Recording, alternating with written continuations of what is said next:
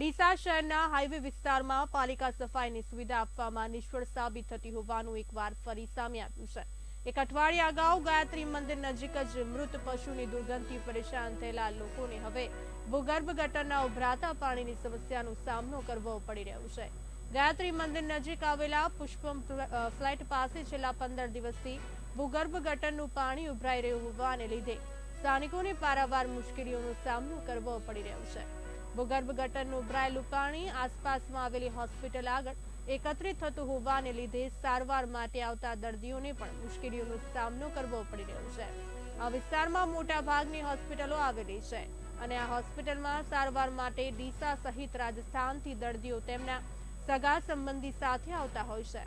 તેવામાં પાલિકા ઉભરાતી ભૂગર્ભ ગટરોની તાત્કાલિક અસરથી સફાઈ કરાવે તેવી માંગ ઉઠી છે।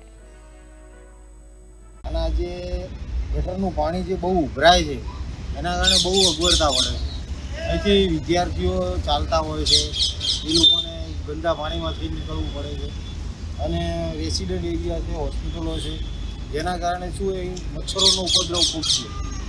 આ ગંદુ પાણી છે, ગટરનું પાણી છે, તો મારી નગરપાલિકાને નમ્ર અરજી છે કે આ તાત્કાલિક ધોરણે આ કંઈક આનું નિવારણ લાવો તમે, કારણ કે આના કારણે રોગચાળો ફાટી શકે છે।